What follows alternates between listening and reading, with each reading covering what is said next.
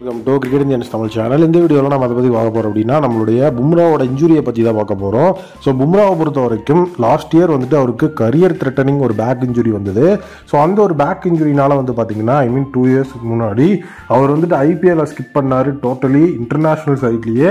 So அவரை நம்ம வந்துட்டு பார்க்கவே முடியல. அதுக்கப்புறம் சர்ஜரி அதெல்லாம் கம்ப்ளீட் பண்ணிவிட்டு அவர் ஃபிட் அப்படின்னு சொல்லி வந்துட்டு அந்த இடத்துல சொல்லியிருந்தாங்க.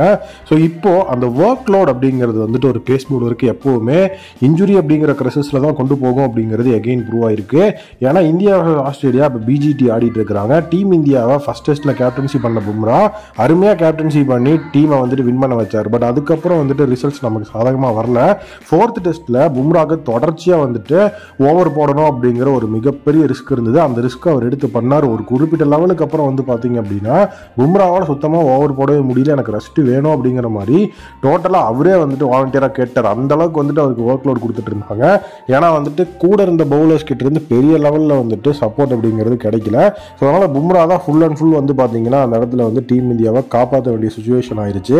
ஸோ இந்த பிஜிடியில் அவர் தான் வந்துட்டு 34 விக்கெட் அப்படிங்கிறதெல்லாம் எடுத்து ஹையஸ்ட் விக்கெட் டேக்கர் அப்படிங்கிறது இருக்கார். ஏன்னா அதிக ஓவர்ஸ் அவர் தான் போட்டிருக்கிறாரு. ஸோ இந்த டைமில் தான் வந்து 5வது டெஸ்ட்டை கண்டிப்பாக நம்ம வின் பண்ணி ஆகணும். நம்மளுடைய பார்டர் கவாஸ்கர் ட்ராஃபியை நம்ம ரீடைன் பண்ணணும்னா இந்த மேட்ச்சில் வின் பண்ணி ஆகணும் அப்படிங்கிறது அவசியம் அப்படிங்கிற 5th டெஸ்ட்டு. ஸோ இந்த டெஸ்ட்டில் வந்து பார்த்தீங்கன்னா சேம் சுச்சுவேஷன். பும்ரா 10 ஓவரை கம்ப்ளீட் பண்ணும்போதே ஸோ அவருக்கு மறுபடியும் அந்த பேக் இன்ஜுரி அப்படிங்கிறது வந்துட்டு எட்டி பார்க்க ஆரம்பிச்சிருச்சு. ஸோ பும்ராவால் சுத்தமாக வந்து ரன் அப்பை கூட கம்ப்ளீட் பண்ண முடியல. ஸோ அவர் வந்துட்டு அதுக்கப்புறம் ரெகுலராக மெடிக்கல் அட்டேஷன்ஸில் இருந்தார். ஸோ ஒரு கட்டத்தில் வந்து பார்த்தீங்க அப்படின்னா ஸோ அவர் வந்துட்டு ஆஃப் த ஃபீல்டே போயிட்டார்.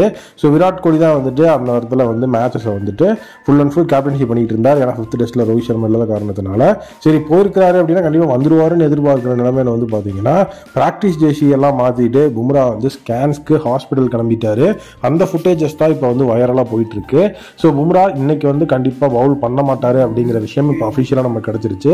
இந்தியா வர்சஸ் ஆஸ்திரேலியா மோதிட்டு இருக்கிற 5th டெஸ்ட்டோட டே 2ல பும்ரா கிடையாது. ஃபுல் அண்ட் ஃபுல் இன்னும் 4 விக்கெட் தான் இருக்குது. நல்ல வேளை பும்ரா வந்துட்டு வெளியே போகிறதுக்கு முன்னாடியே ஸோ ஆஸ்திரேலியா வந்து 5 விக்கெட் எடுத்துட்டாங்க. ஸோ அந்த ஒரு சுச்சுவேஷனில் இருக்கும்போது தான் அவர் வெளியே போயிருக்கிறாருனாலும் இது ஒரு பெரிய எஃபெக்டாக வந்துட்டு இல்லை அப்படின்னாலும் கண்டிப்பாக செகண்ட் இன்னிங்ஸோட பவுலிங்கில் பும்ரா கண்டிப்பாக வந்தாகணும். நம்ம கண்டிப்பாக பும்ராவை வந்து மிஸ் பண்ணுவோம்.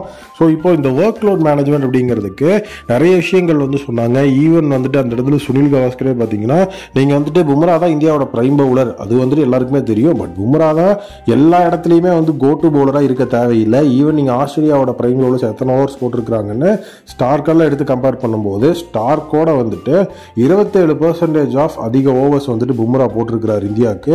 ஸோ இதெல்லாம் கண்டிப்பாக மாற்றி ஆகணுங்கிற விஷயத்தெல்லாம் சொல்லியிருந்தாங்க. ஸோ பும்ரா இந்த டெஸ்ட்டில் இதுக்கப்புறம் பவுலிங் போடுறது டவுட்டு தான்.